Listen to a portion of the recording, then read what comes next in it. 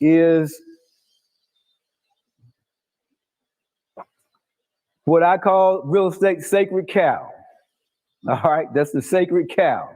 Subject to real estate. Subject to real estate. As I stated previously on yesterday, this is an advanced investor strategy. This isn't for everybody. You have to know where you're at in the game. There are some risks. This is investing. Investing is risk anyway. So risk versus reward. I love this strategy. All right. But you have to make sure that you do it ethically and above board. You have to make sure that you document your processes accordingly so that you can cover your tail on these things. All right. I told you yesterday, if you think education is expensive, try ignorance. Try ignorance, because again, you don't know what you don't know. So I'm always telling people you have to continually educate yourself in these processes. Like I said on yesterday, some of you say, yeah, I hear you with the education, but obviously if I'm broke, it takes money. So I showed you a little bit of this on yesterday. We're going to go back over it. You say it takes money. I'm telling you, it takes you actually knowing what you're doing. So let's show you the money by virtue of what we're talking about. We said on yesterday, here we go again, guys. And I'm going to show you the slide, and then I want you to see if there's going to be something synonymous with every one of these slides. So if you can put this picture in your head. In each one of these circumstances, right? Seller sees a sign or sees our advertisement. We buy houses, right? Calls us up. We convinced the seller that to buy that house, they need to pay us in this circumstance. So the seller paid us $4,500 to buy their house. We put a sign in the yard, rent to own. We put the rent to own sign in the yard. A tenant buyer comes by and gives us $5,000 as an option payment. We now have $9,500 in our pocket. Haven't paid a dime, right? And they're renting from us at $975 a month. Next slide, same thing, synonymous again. They're calling you on your We Buy Houses sign.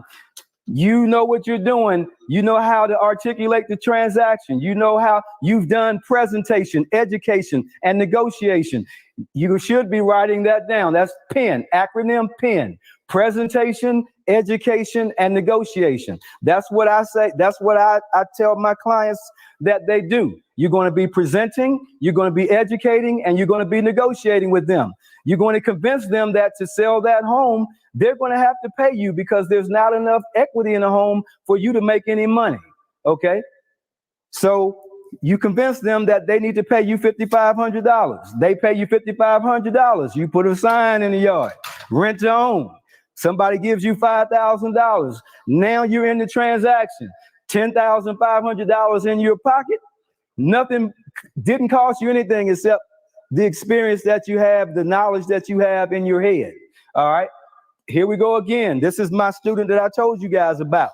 He didn't even know how to do this transaction, but he was working with me. So when he came and talked to me about this particular home, the seller actually was an elderly lady that wanted to move to Louisiana.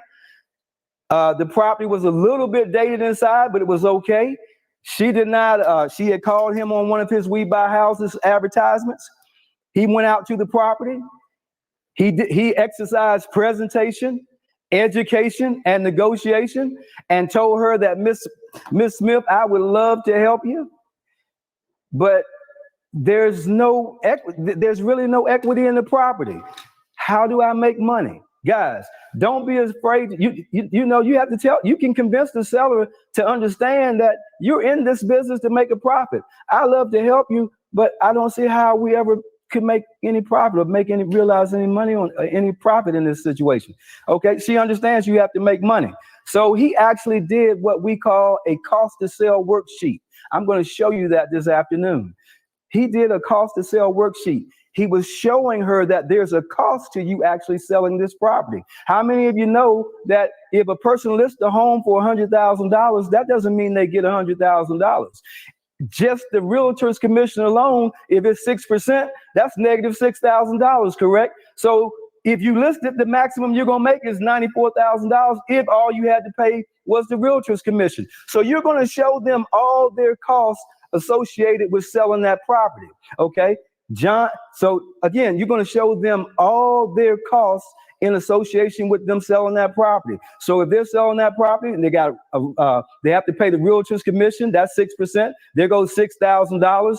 Typically, there's going to be you're going to do some inspections. Most of the time, there's going to be some I gotchas on the inspection, so they can expect to pull about $2,000 or $3,000 out of their pocket. So now that's a $9,000 discount. Typically, most buyers still want some closing costs. So let's say the buyer wants $5,000 closing costs. There goes $14,000 coming off the 100. So now we've already took them down from $100,000 to what? $86,000. So they're at $86,000 now, right? So that's what they're going to net. Then they still have to pay transfer tax and deed preparation and everything else. So anyway, what my client did was he convinced her, Miss Smith, I love to buy your home. He gave her the cost to sell worksheet. He handed her the sheet. And on the sheet, it said, for me to buy your house, you need to pay me $40,000.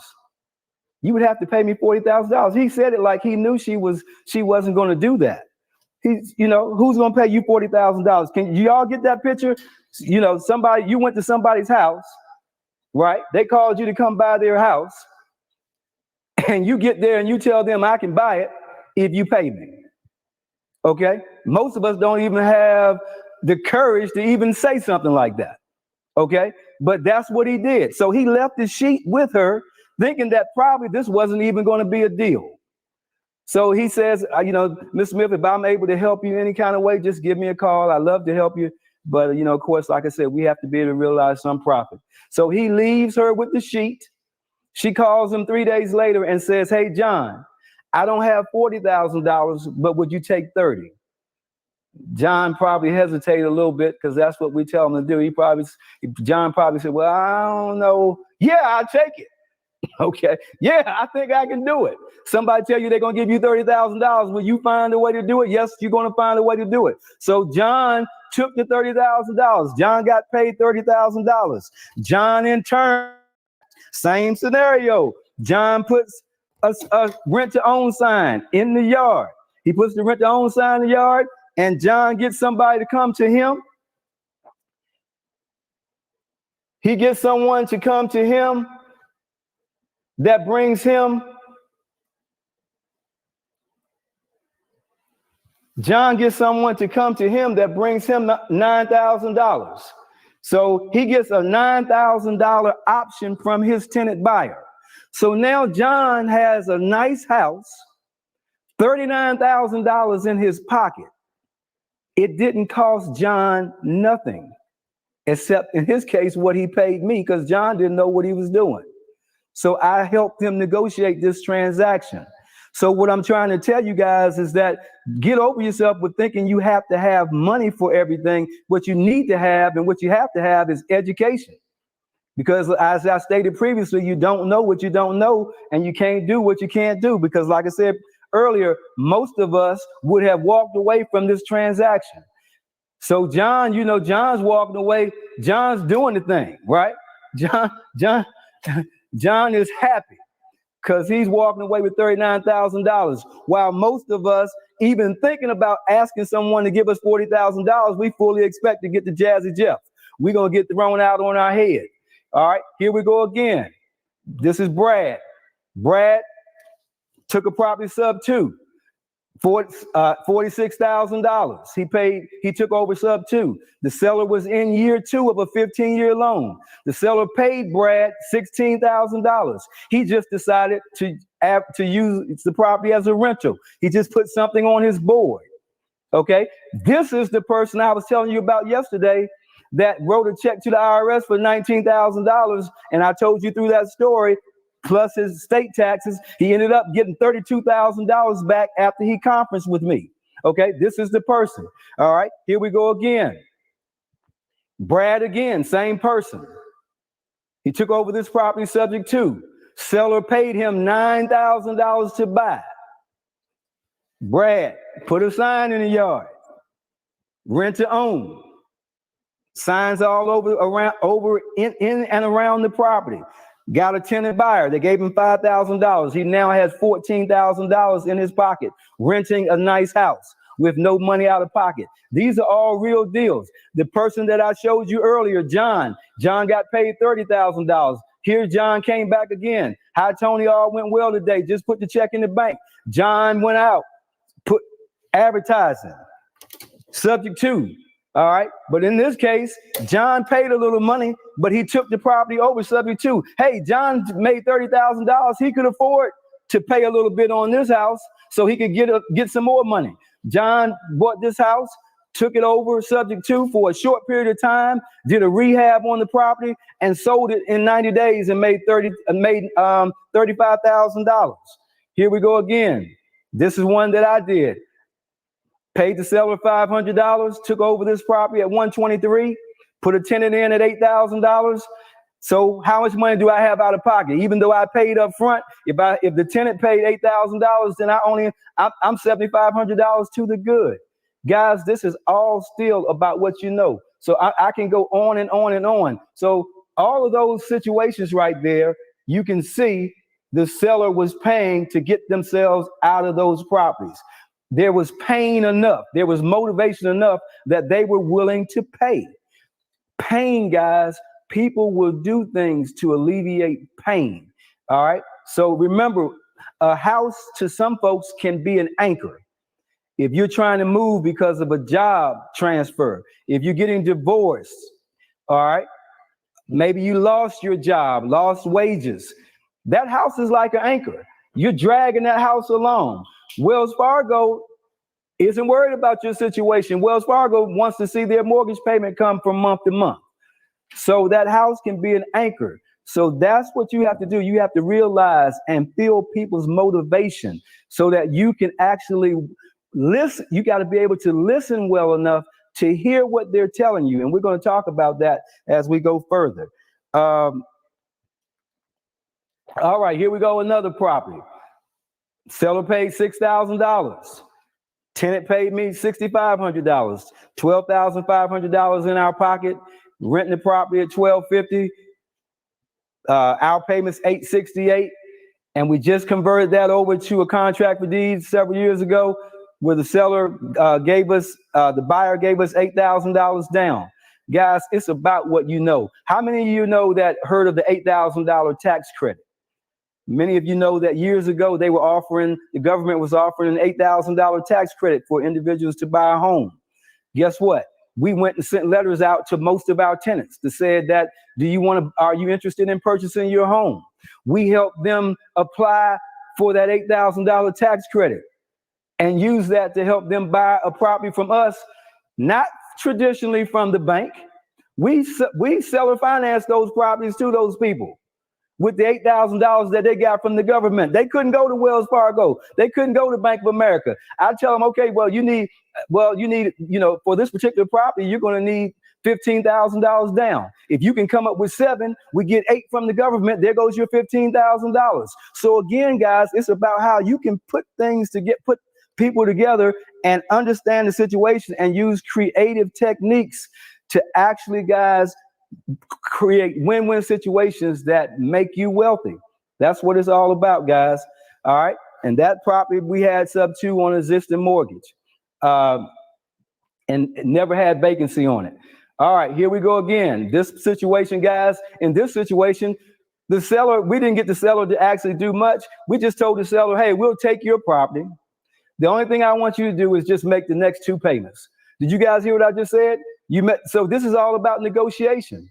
We don't have a problem taking the property. We're going to take your property subject to existing financing. We're just going to start making the payments. But if you'll just make the payments for the next 2 months, and then we'll pick it up from there. We got to put a sign back again, put a sign in the yard. And before this individual probably could get out of town, we had a tenant buyer in there that gave us $4,500, and we're cash flowing just $285 on that. But forget about that. We got a nice house, and that's what it's all about. And so what I just showed you collectively, guys, was 8 properties purchased by us, correct, on subject to, where we have almost $90,000 paid to us to buy. $90,000 paid to us to buy. And so this is what it's all about, guys. I call it celebration time when you can take a property subject to. All right, maybe you paid the seller, maybe you didn't, but the end result is a nice big fat check. And if you see that check there, I think I showed you this one on yesterday, but if you look at the check real closely, guys, it says it's made out to a company that's managing that property on behalf of a trust. So it says something solutions, trustee for whatever the trust. And we're going to talk about how you have to get that attorney to write that check to you, because most of them don't understand. That's the importance of being here, guys, because you might have to coach somebody as to how they need to execute the transaction. Matter of fact, just about 3 weeks ago, we had a property sale.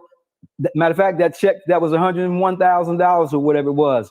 They sent me a check for $101,000 that was made out to the trust. We couldn't do nothing with the check, because all it said was the 123 Main Street Trust. We couldn't cash it. So you have to get the whoever's originated the check, you have to get them to understand that the check has to be made out to the trustee. All right. So it has to be the trustee somewhere on there, because that's who's going to be able to have the ability to cash that check. All right. So subject to, once again, what does it look like? Subject to, basically you have individuals that have a mortgage, right? They have the deed, they're holding on to the deed and the bank holds a note to the property.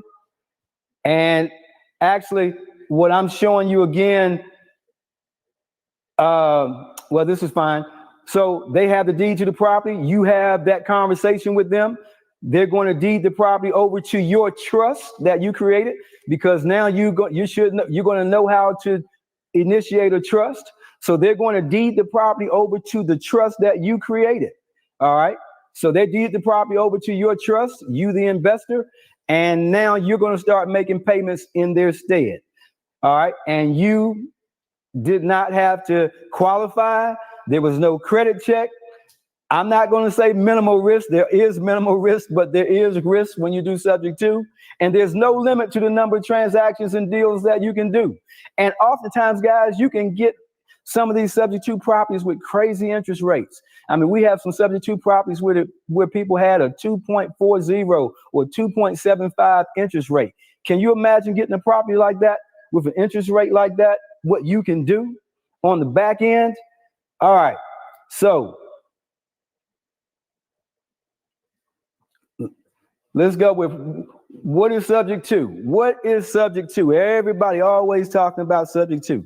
What is subject to, and why should I be doing it? So we're gonna go to your book, and we're on page. You can if you go in your booklets, this is going to be page 1 in the second part. For those of you that actually got your book in the mail, then there should be a yellow page or a yellow tab, a yellow divider page in between. You're going to go to page 1 and we're going to purchasing property subject to the existing financing. And most everything we're discussing this afternoon, the documentation and all that, will be in this part of the book. All right. So subject to, that's where we're getting the deed, guys. In a nutshell, number 1, that's where we're actually getting the deed. We're getting the deed to the property. By virtue of us getting the deed, we own the property. Subject to is when you take over a seller's existing financing. Basically, what you're doing is you're stepping into the seller's place. You are not formally assuming the loan. Don't think you're assuming the loan. If somebody tells you, oh, if you're talking to an attorney, he says, okay, so you're going to be assuming the loan. No, I'm not assuming the loan. You are not assuming the loan. Okay, this is not a formal assumption. You're going to be making the payments, but you're not assuming the loan. In a lot of cases, guys, there are transactions where you do formally assume a loan. Formal assumption means that you actually applied to the bank or you went to the financial institution and they agreed to allow you to assume the loan. Most loans that we have now on the secondary market are not assumable loans. Okay. In a lot of cases, you may find some VA loans and some FHA loans that may be assumable, but for the most part, they're not assumable. The loan remains in the seller's name, guys. the loan remains in the seller's name. So they're going to be deeding the property to you, but they're going to be maintaining the loan. The loan will still be reflected on their credit report. Understand that. The loan will still be reflected on your seller's credit report. All right. The property is conveyed to you as the owner, and we put our properties in trust. Now, there are some people that teach this, guys, or some people that do this where they actually just have the seller just deed the property to them. Understand that. Dave, you can go ahead and put it on me.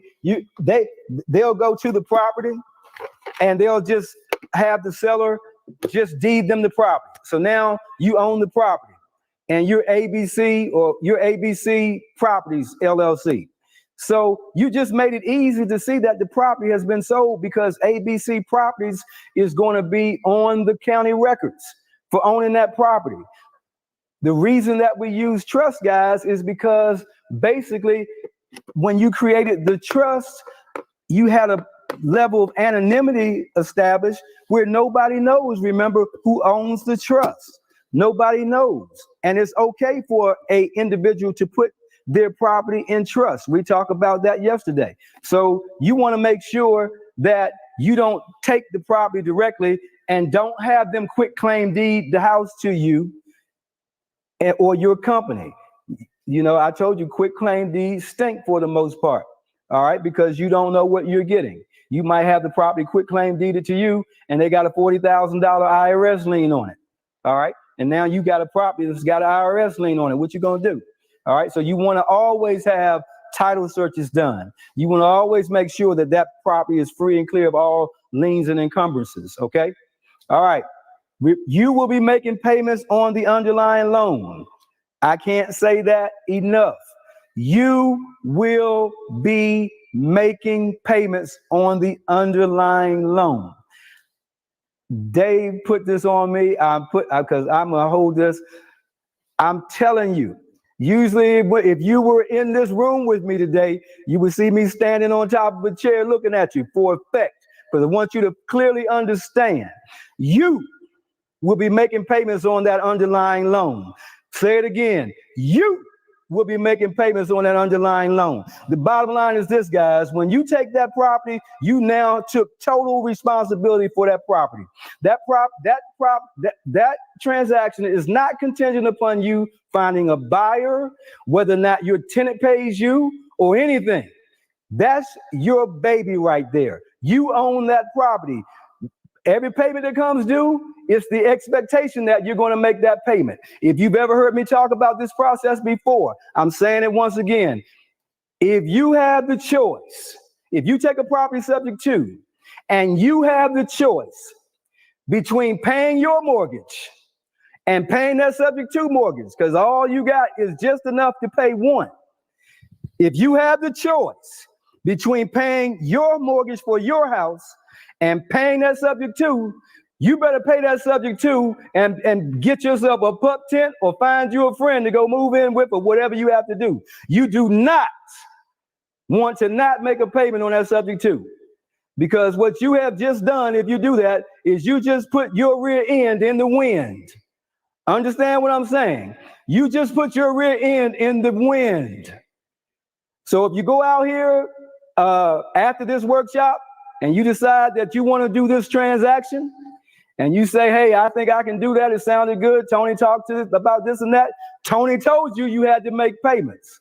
So don't go telling nobody nothing about, hey, I never knew that. No, you have to make payments. When I was working on the North Carolina Real Estate Investors Coalition, guys, when we were lobbying on behalf of the state of North Carolina, when we asked the Attorney General's office to tell us why they were so hard on subject to, what they showed us about 3 or 4 cases.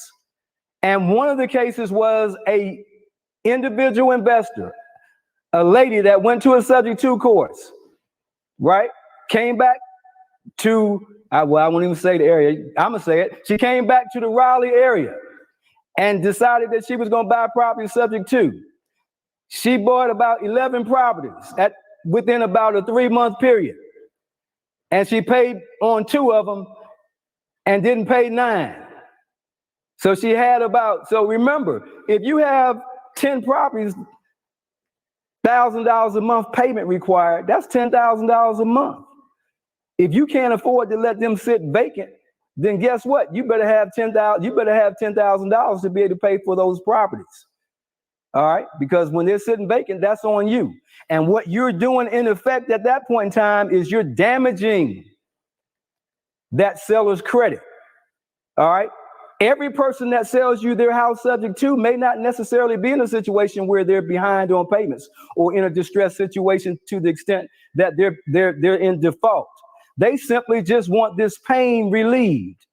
And so they've paid on their loan satisfactorily for years. But they see this as an expedited way of them being able to sell their property.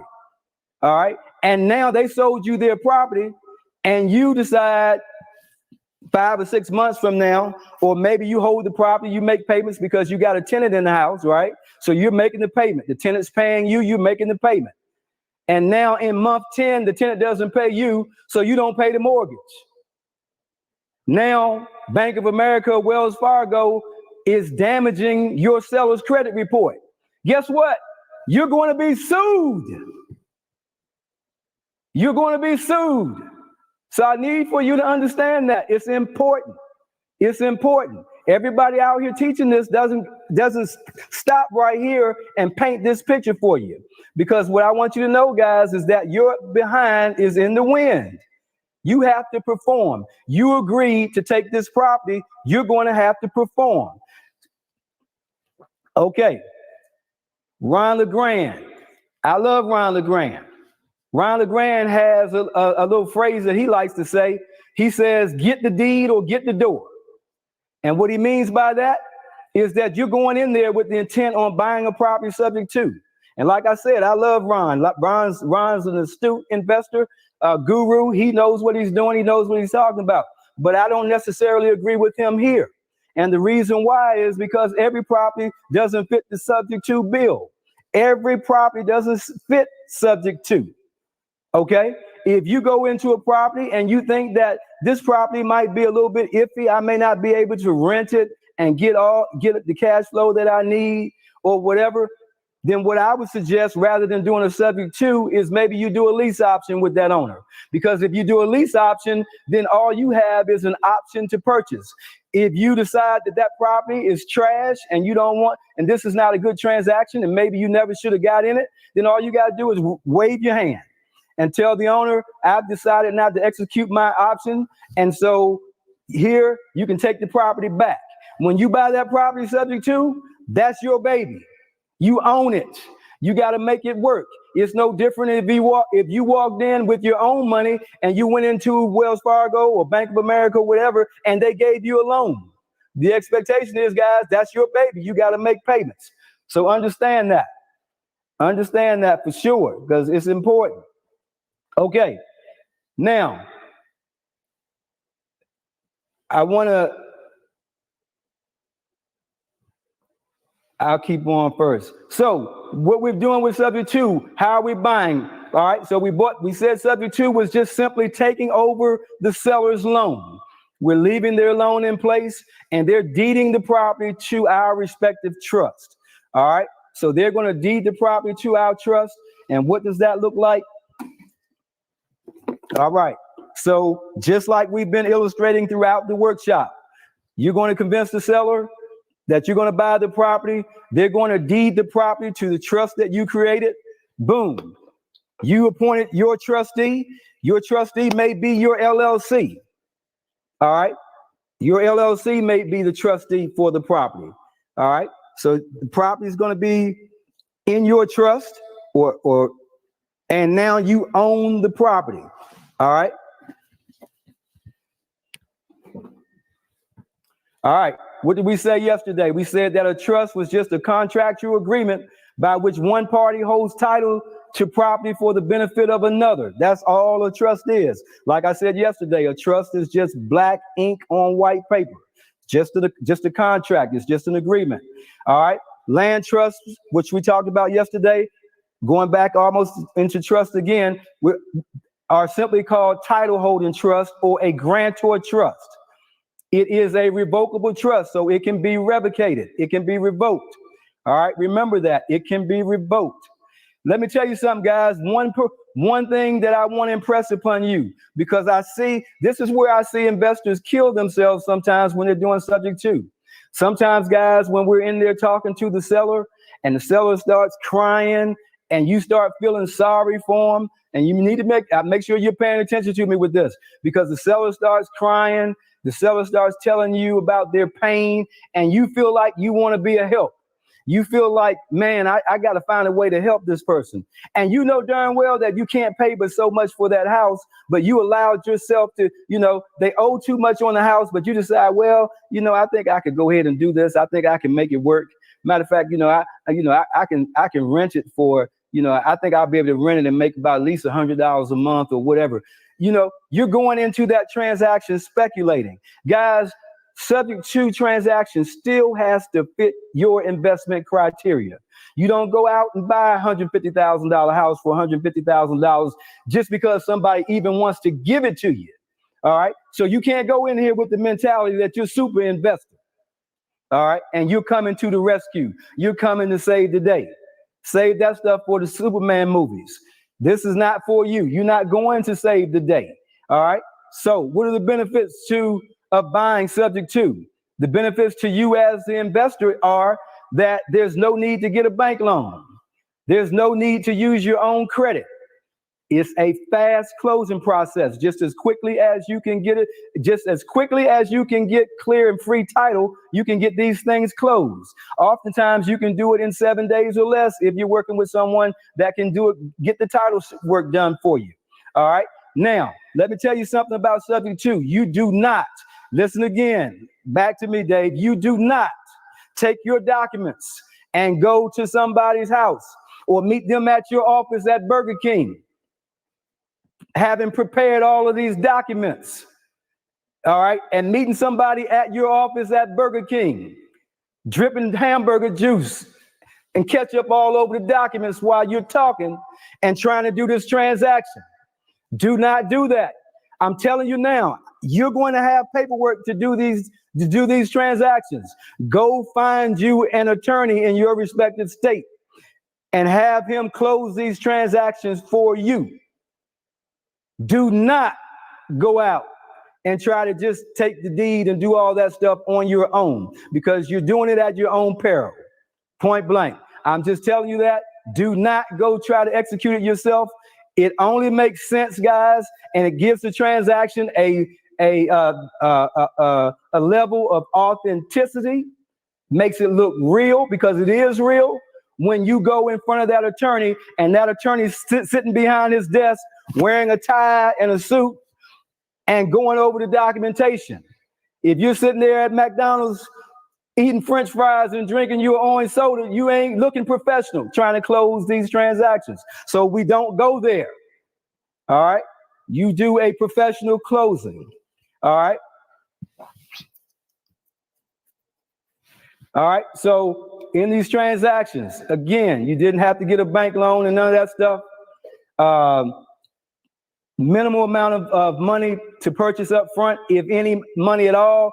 You have the ability to take over low interest rate loans, and you're making no personal guarantee. Although that's there, you're not actually formally guaranteeing the loan, but you are in one way or in one respect guaranteeing that loan, because if you take that loan over, you're making payments.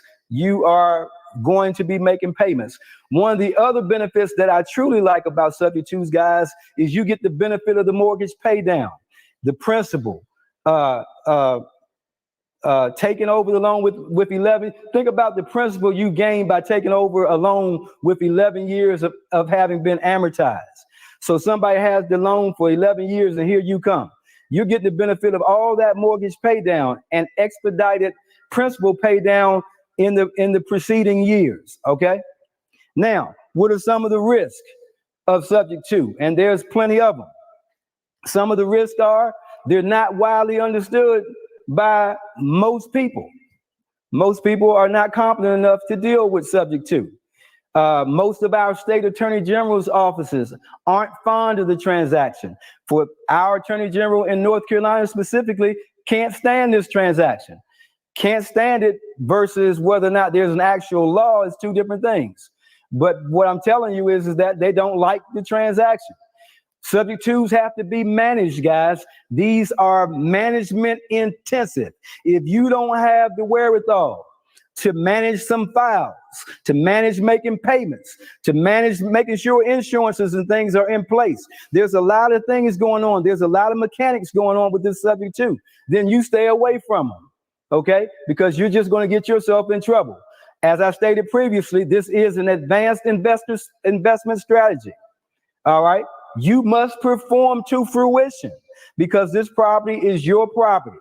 It's your baby. If you bought a bad deal, you got to live with it. It's yours. All right. Some other risks are you failed to have the documents reviewed for compliance. All right. You failed to have the documents reviewed for compliance. And like I said, you made the bad deal. You made a bad deal. Hey, that's it. You did it. Seller frustration. As I stated on yesterday, you buy property subject to, and then the seller gets frustrated and wants that loan out of their name. Okay. So I told you about some pros and cons of subject to. I love them, but they are management intensive. As I stated previously, you have to perform. You have to know what you're doing. You have to get competent in handling your trust and all the mechanics that go with that, guys. You're going to have to get competent enough to be able to explain it to individuals when you're actually trying to have the property taken in trust. The one thing, and as we go a little further, I'm kind of jumping ahead. The one thing you do, guys, is when you're trying to sell this on the seller, you're not out there trying to give a seller a seminar on subject to. Okay? Don't go to somebody's house.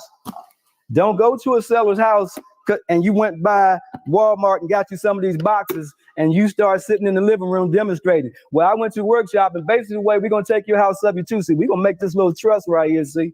We're going to make this little trust, see. Then what we're going to do is we're going to do all this paperwork that I got right here, and then we're going to have you're going to deed the property to our trust, and then I got your house and I'm going on. No. Don't be sitting in nobody's living room trying to explain subject to like that. We're going to talk about how to do it later. You don't have to, you can talk about it without having to actually think you're giving an actual workshop on it. All right. Going back, as a practical matter, guys, why would a bank, we're going to talk about the due on sale clause, because what I told you on yesterday is that I said when we do subject to, going again, when we do subject to, we're taking possession of that property or taking title to that property in our trust. The property is being deeded to our trust. I said on yesterday that the bank cannot call the loan due and payable just because somebody put their property in a trust. Everybody remember that? We were talking about the due on sale clause. I said that the bank cannot call the loan due and payable just because you put your property in a trust. But if you put your property in a trust and sell your beneficial interest to somebody else, they can call the loan due and payable if at their will. If that's what they desire to do, they can then call the loan due and payable. So at their discretion. So basically, guys, what I'm telling you is understand that once you put that property in a trust and you take possession of it, you have now actually violated the due on sale clause.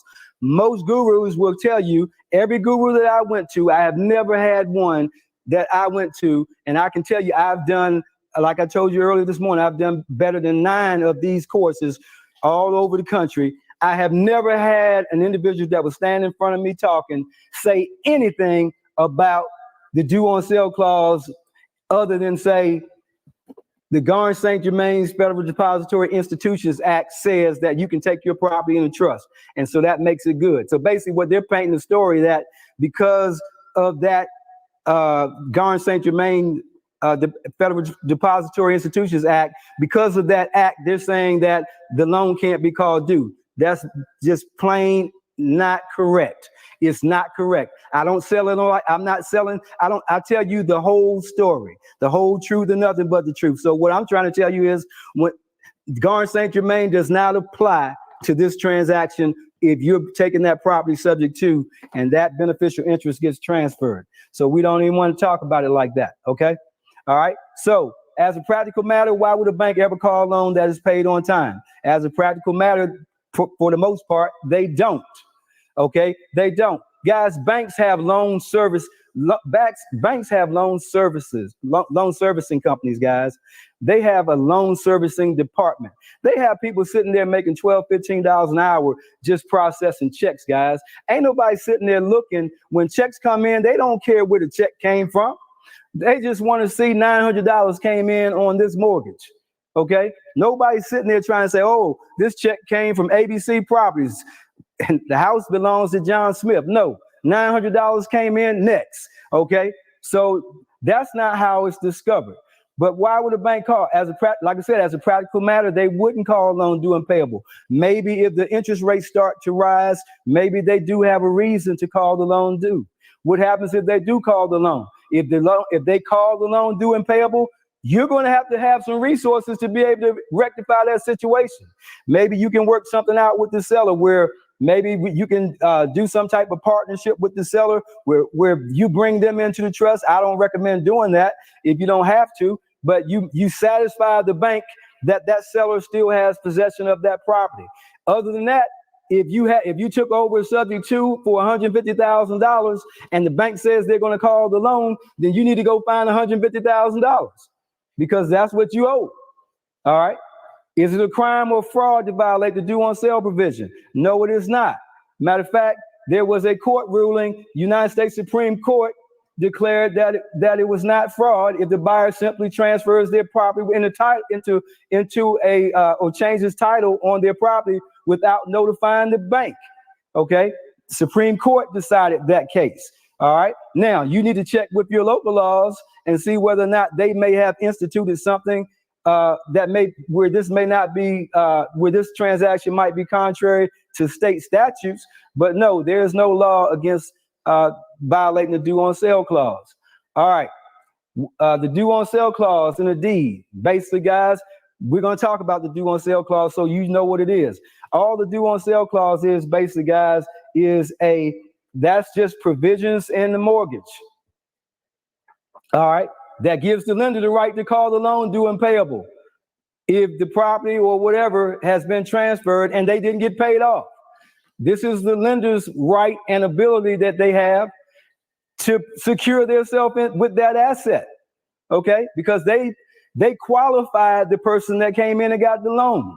They didn't qualify you, okay? So this gives them the right to call the loan due, all right? Basically, it's a provision that's in most every note or deed of trust or mortgage document, all right? Like I said, almost every loan originated today contains a standard due on sale clause provision. This is what it looks like in a Fannie Mae or Freddie Mac instrument. So this is what the due on sale clause says. It says that a transfer of the property or beneficial interest in property as used in this section 18.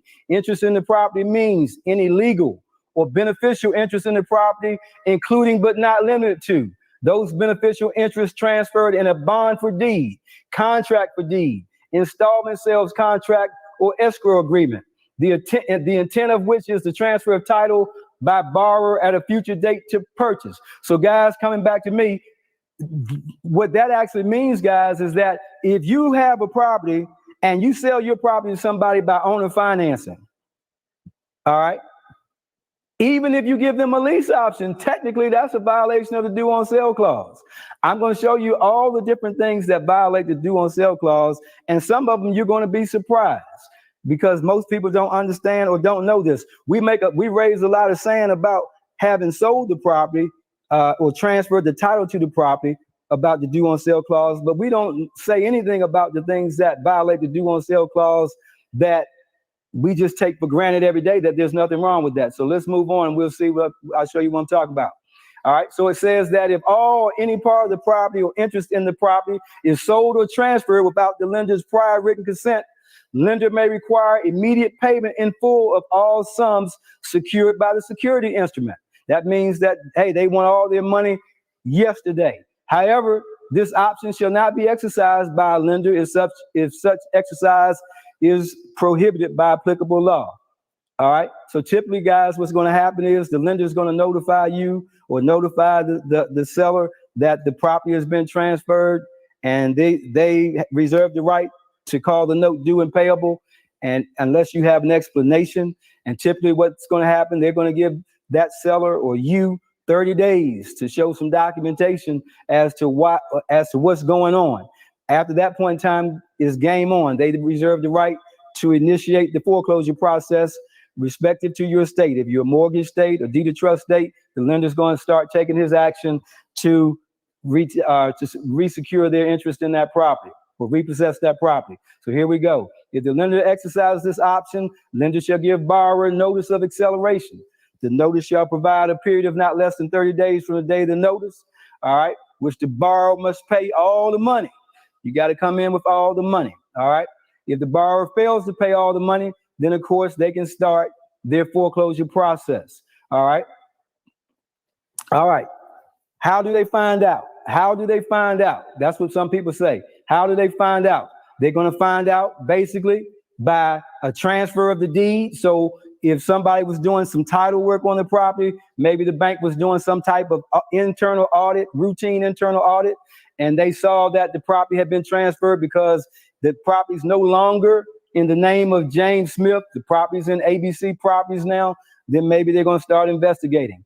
They could find out by checks coming from you. But I stated previously, guys, that's a rarity that a bank is going to call a loan due because they saw a check. Now, if you're working with if you take a property subject to on a small local bank, a small institution that, you know, they have the resources internal and they manage their own portfolio of properties internally, then they may see that you may have somebody that's nosy enough or picky enough to be looking at checks coming in. But for the most part, that doesn't happen. The next thing that you're going to have, guys, is a change in the insurance policy. Change in the insurance policy. Stop right here for effect. I want you to actually, on the change in the insurance policy, remember what I said on yesterday. On yesterday, I said that once you take possession of that property, the insurance changes. The insurance changes because title has changed. It's important, guys. Listen to this part and make sure you make a note. When you take that property subject to, and you call your insurance agent to tell them that, hey, I have a property that's in trust and I want to set up insurance for it. You make sure that when they fill out that insurance declaration on your behalf, you tell them not to send that paperwork anywhere. Tell them that you need to review the documentation before they fax it or email it to the bank. Okay? You need to look at it because you want to make sure that that verbiage on that declaration of insurance policy is correct. I see this all the time, and it happens, guys. I deal with this at least 4 or 5 times a month in my office, where insurance policies get renewed, and the insurance, you know, the bank just sends a notice to the bank just sends a notice to the insurance company about the payment because it's on escrow. All right, and the insurance agent sends them a new policy. Okay, insurance agency sends them a policy, and the policy has your seller's has your name on it. So the lender sees that ABC Properties is the insured person on the trust, and then they start asking questions. So that's how that can happen. Seller notification, like I said yesterday, seller gets mad at you and decide that they're going to call. Okay, the seller decides they're going to call the bank and let them know that you took over that you took over that property, or they sold you that property. All right. What about transfer of property in a trust? Garn St. Germain. I already explained that to you. Garn St. Germain Federal Depository Institutions Act has nothing to do with what you're doing right here. Nothing. Doesn't even apply. So the first time that somebody that you're here speaking start talking about subject to, and they say the Garn St. Germain, they pull a jump right off the bat because it doesn't even apply to this transaction, period. Okay? This is the kind of notices you get, guys. You know, I showed you a property earlier where I told you that we sold the property. You may remember I was telling you about during this time. Here we go right here. I showed you this property.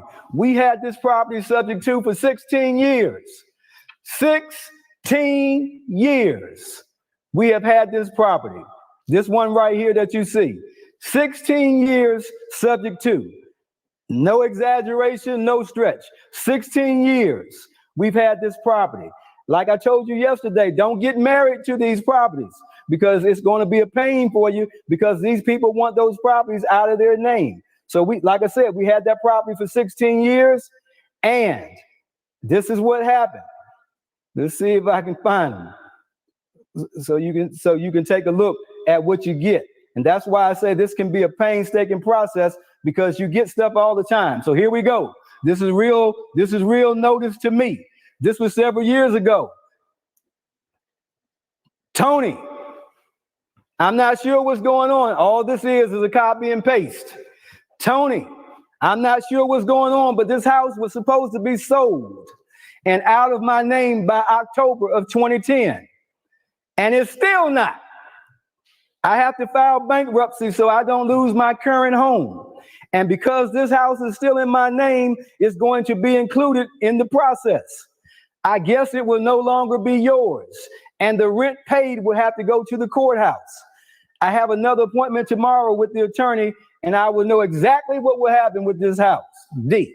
Now that's one of about 3 or 4, if not more, nice notices that I got from that seller. Okay, when I just sent her a check we just sent her a check for $2,500 that we owed her once that property sold. That's why I told you the other day that basically I sent her the check and she was still fussing with me about me having the property for 16 years. So I sent her $2,500 and told her have a nice day. It was great doing business with you. All right. So what I'm trying to tell you guys is these things can be a pain. You're going to have sellers calling you. They're going to be trying to buy something. So you have to understand this as you do the transaction. All right. Going back to the due on sale clause. All right. Due on sale clause. This is the Garn St. Germain Federal Depository Institutions Act. This is language in it. All right. It says with respect to real property loans secured by a lien on residential real property containing less than 5 dwelling units, including a lien on the stock allocated to a dwelling unit in a cooperative housing corporation or on a residential manufactured home. A lender may not. So what I'm telling you right now, listen to this. These are the actual exemptions to the Garn St. Germain's Act. These are the things that actually are exempt. So these are exempt from that transaction. So basically, these are the things that are exempt from the Garn St. Germain Depository Institutions Act. The creation of a lien or other encumbrance subordinate to the lender security instrument, which does not relate to the transfer of rights of occupancy in the property. So basically, if you go take a line of credit or some type of second mortgage on the home, they can't exercise their right to call the loan due and payable. All right. Next thing is the creation of a purchase money security interest for household appliances. So if you were trying to buy appliances and you use the house as collateral, they can't mess with you for that. All right. A transfer by device, descent, or operation of law on the death of a joint tenant or tenant by the entirety. So if you have that property deeded by virtue of a joint tenancy or tenant by the entirety, they can't call the loan due and payable. Next, the granting of a leasehold interest of less than 3 years. All right, not containing an option to purchase. That's significant right there. See, guys, what you have to understand is some of us don't know this. But if you give a tenant in a single family residential home a lease longer than 3 years, you're violating the due on sale clause. We get excited about transferring it, but we don't get excited about that. Because even the IRS considers them, in some cases, a disguised installment sale. All right. So you never want it. Sometimes landlords, we don't know what we're doing anyway. We decide we want to, a tenant says, if I sign a 5-year lease, does that help me if I want to sign a long-term lease, maybe 5 years, and you get excited and get your eyes all big because, yeah, you think you got somebody locked in for 5 years. Well, you don't have them locked in for 5 years anyway, because if they decide they want to walk, they're going to walk anyway. And what you did was you locked yourself into a situation where you can't raise the rent if you need to. 5 years, you're just dealing with this person. So sometimes you got to have some common sense and treat your business as a business. All right. But if you go longer than 3 years, then that's granting them a leasehold interest in which violates the due on sale clause. If you give them an option to purchase, look back at the slide, an option to purchase. All those rent-to-owns I was talking about earlier, all those rent-to-owns guys, that's a violation of the due on sale clause according to the Garn-St. Germain Federal Depository Institutions Act. We don't get excited about that, but we get excited about the transfer. All right. So actually giving a lease option is a violation. Okay. A transfer of to a relative resulting from the death of a borrower. So if somebody dies, all right, if someone dies, and if the seller or the homeowner dies, then a relative can take over that property and the bank cannot call the loan due and payable in that circumstance. All right. A transfer where the spouse or children of the borrower become the owner of the property. All right. So they can't call the loan due and payable then. So if your mother was elderly and she just transferred the property over to you, the bank can't call the loan due and payable. All right. Although if you don't make payments, all of the hits on it are going to go on your mother's credit. All right. Next, a transfer resulting from a decree of a dissolution of marriage, legal separation agreement, or from an incidental property settlement agreement. So if you have spouses that are divorcing or whatever, and one person in their case, quit claim deeds their interest in the property to another, that doesn't violate the due on sale clause. Number 8, and this one is specific to us, guys. Look at number 8, a transfer into an inter vivos trust. What did we say an inter vivos trust was? An inter vivos trust was a living trust. All right. So a transfer into an inter vivos trust in which the borrower is and remains a beneficiary, and that does not relate to a transfer of rights of occupancy in the property. So as long as so that answers your question for everyone that wanted to know, if you put your personal residence in your house, that's your exclusion as an exemption for why you can do that legally. So long as you maintain your beneficial interest in the house, you don't transfer the beneficial interest in it, and as long as you occupy the property. Basically is what it says in that. All right. And lastly, or any other transfer or disposition described in regulations prescribed by the Federal Home Loan Bank Board. Okay. So those are all the exemptions, guys, applicable to the violation of the due on sale clause in the loan documents. Remember, I said that the due on sale clause is just a provision in the loan that gives the bank the ability to call the loan due and payable if title to the property has been transferred and they have not been paid off. All right. So buying property subject to overview, snapshot of the basic process. We're looking to find a motivated seller. All right. And we're looking in most cases to find someone with a loan to value of 80% or less. Okay, that's the model. We're trying to find something with some equity in it.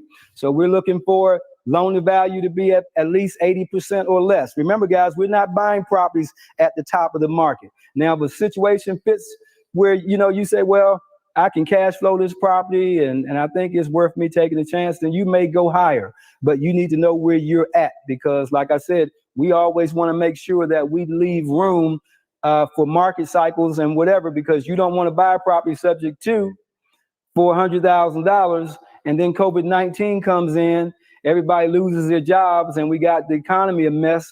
And now when the market starts kicking back up, they say that property is worth 80 and you still owe $100,000. All right. So that's why we want to make sure we have a cushion and a buffer so that we limit our liability and risk. We want to be able to have, so if COVID-19 comes in and the market drops and that house is now worth 90, well, we owe 80 on it. And if we sell it for 90, we still made $10,000 and we had a great day. All right. We're going to verify the loans are fixed rate. Listen to me, guys. This is important. You come to me now, Dave. I want you to understand this clearly. If you do a subject to, you get make a note in your paperwork. You get all of the seller's mortgage papers. Do not ever do a subject to just because you looked at their mortgage statement. Their mortgage statement tells you absolutely nothing except what payment is due right now. Nothing. Tells you what the principal balance is. It doesn't tell you anything about the actual components of that loan that might be detrimental to you. What if you buy a property subject to that has some kind of VA rider on it?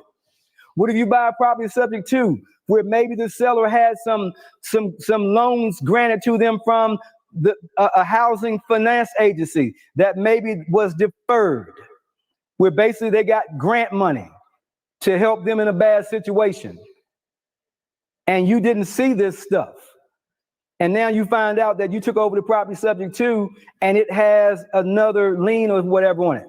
All right, that should be found in the title search. But this, going back to what I wanted to really say is, when you buy that property, what you tell the seller, Mr. Seller, and typically if I know I'm going to do this with the transaction, we're prefacing this in our language up front.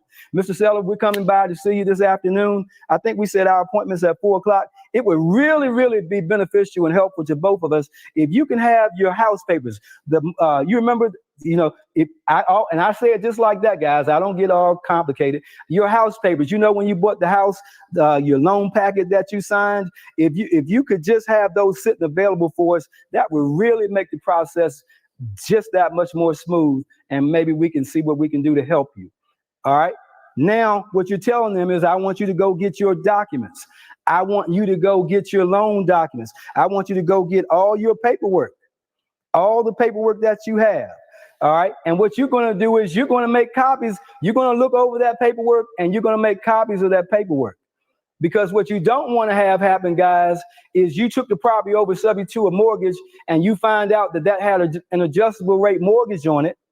All right. Because that mortgage statement is not going to show you that the property has an adjustable rate mortgage. The mortgage statement is not going to tell you that. Okay. So you need to see the loan. The mortgage statement is not going to talk about any additional addendums and or riders that are applicable to that property. There may be some FHA riders or some VA riders or additional addendums that they signed that may stipulate certain things, that maybe some money was waived when they bought that house. And if you have to live in it for at least 10 years. And if you move out or sell the property within 10 years, you have to pay this money back. So you want to see all the paperwork. I know many an investor that screwed up subject to because they looked at the seller's loan document. They looked at the mortgage statement. They had a Wells Fargo mortgage statement. They looked it over, saw it was a 4.5% interest rate, and saw what the payment was and said, good. Okay. You did not look at the transaction. Now you're going to be regretting it when you find out that you took over a payment that had a 4% mortgage. Now in 6 months, it's changing every month. Every 6 months, 0.5% interest.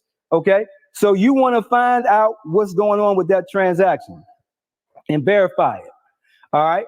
Verify that there are no prepayment penalties in the loan. Once again, that means you have to get the mortgage papers. Okay. Because you're not going to see that on a mortgage statement. Mortgage statement is not going to say anything about a prepayment penalty. And guys, believe me, there are some people that sign mortgages or have mortgages that have prepayment penalties in them. All right. Sometimes when I'm granting seller financing to my buyers, if I want them to be in that property for a period of time and I'm trying to hold them in there because I'm banking on the interest that they're paying, that I'm going to make on their payments, then I might say, I don't want you selling this property I don't want you refinancing this property before 5 years. And if you do, then you're going to pay a 2% penalty or a 3% penalty. So you got to watch that stuff. And the only way you're going to find out, once again, is if you have their mortgage documents. All right. You're going to get the house under contract with the appropriate purchase and sales agreement, which we're going to go through as we continue to move through the process. Now, I want you to turn to page 17 in your book. Turn to page 17 in your manual. I will illustrate it later, but right now I need for you to go to page 17 and you see that standard real estate purchase and sale agreement. All right. I want you to know what I'm referring to. That's why I want to stop right here for effect so you can see this, so you know what I'm talking about. All right. So this is your standard real estate purchase and sale agreement that you're using when you're taking over a property subject to.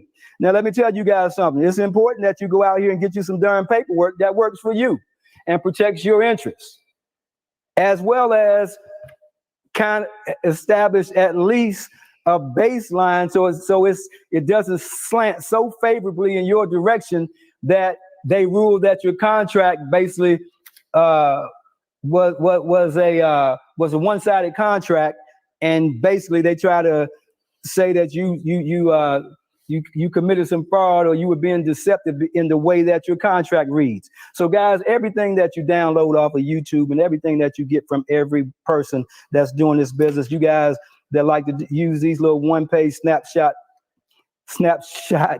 contracts, I'm gonna tell you, you're gonna find yourself in a bad way sometimes, guys. I know we're trying to expedite processes, but you want something that has some darn language in there that you can enforce if necessary and protects your behind at the same time. All right. So if this contract right here, and again, you take any paperwork that you get, that you actually get from us as well. One size doesn't fit all. You take it to your state. You take it to your attorney representing you in transactions. Have them review the documents for compliance in your particular state. So if you look over this contract real quick, the only thing I'm going to point to is it says in block 1E, it says subject to existing loan balance encumbering the property, $98,000, Wells Fargo, and it gives the actual loan number. All right. And so we're going to talk about this a little bit further, but I just wanted to mention that as we were on this particular slide. So if you're looking at it in your book, so you're going to get the property under contract with the appropriate purchase and sale agreement. All right. We're going to close with an attorney competent in the subject to process, which I stated previously. We're going to close with an attorney. You are not going to do self-closings. You're not going to be sitting there in your office at Burger King trying to close these transactions. Guys, now when I say at your office at Burger King, look at yours truly right now. Yours truly, back in the day, closed some subject to transactions at his office at McDonald's, okay, while I was eating hamburgers, all right, and slopping French fry grease all over the paperwork. So yours truly just told you that. So yours truly ain't talking about what he heard. That was not very professional, all right? So we don't do that kind of stuff, all right? And if you go and you do that, all right, and you take all your documentation and paperwork and you meet your seller at Burger King so you can finalize all this transaction and then you go record a deed, then you just put yourself at risk, all right? Because number one, who prepared all the documentation? You. If anything goes wrong and a court starts looking at the transaction, they're going to say you were the professional in that circumstance, all right? And you did up all of this documentation, right? And you took advantage of this poor seller that didn't have any knowledge of what was going on. Remember, guys, most people will only own, most people where we buy multiple properties, most people are lucky to buy one or maybe possibly two properties in their entire lifetime. Okay, so you have to remember that and treat it accordingly. You want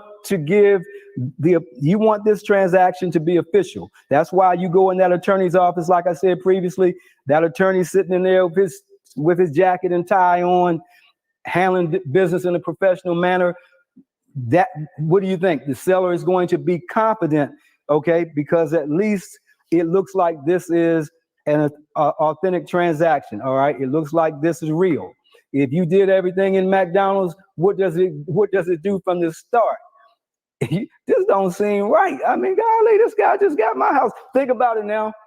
And I'm telling you because I did it. All right, think about it. You done signed your house over to somebody in McDonald's. You know, you getting in your car, you walking away. You talking about, well, daggone, I didn't buy the house like this. How was I able to just sell him the house like that? So it doesn't look good. All right, I don't care how good you did it. Now let me tell you, when I met them at my office at McDonald's, ain't nobody bad like me. All the paperwork was put together, all together just like it was supposed to be. But again, hey, you don't do that. I don't care if you have the ability to do the transaction, you don't do it. You get an attorney to do it. Hands off. All right. So